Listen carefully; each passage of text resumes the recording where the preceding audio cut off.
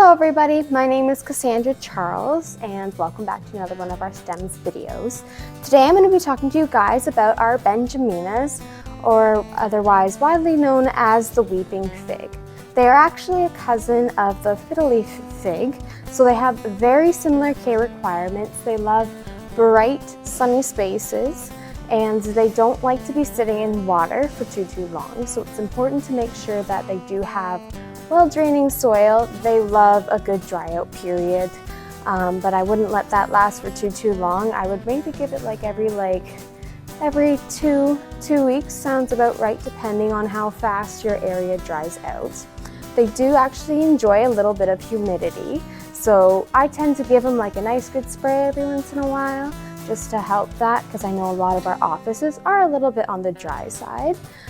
Spraying your plants, especially in big leafy ones like the weeping fig behind me here, is a really good way to stay on top of any pests or anything that might come our way. It's also a very easy way to find spider mites, which they are very prone to.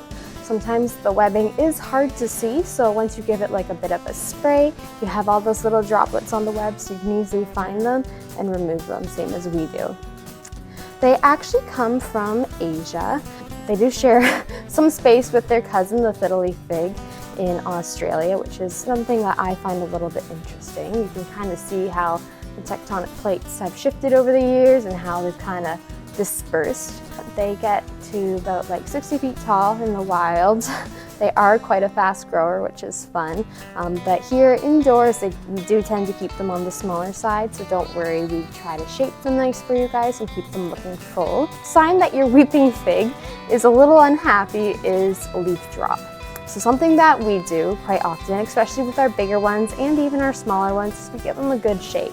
And we can tell whether or not what we're doing is making them happy or unhappy, depending on how many leaves actually fall. But these guys are very forgiving in that, whereas once leaves start to fall on a fiddle-leaf fig, they're very hard to get back. It's very hard to get that nice thick foliage back.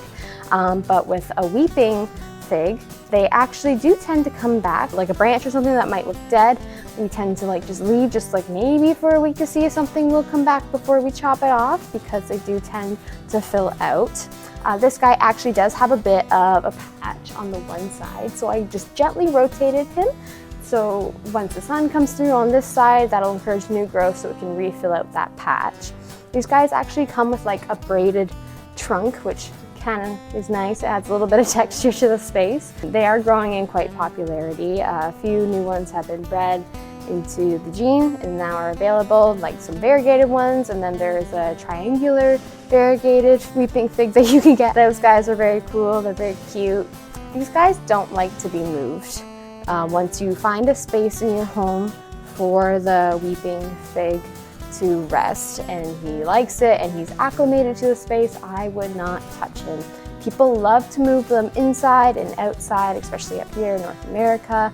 And people love putting them outside for summer, but honestly, I would just leave it inside where he's happy. If you can keep them outside all year round, great, do it, but they do throw temper tantrums very quickly and they just drop everything. Don't worry, it will come back though with patience. But yeah, they do tend to drop.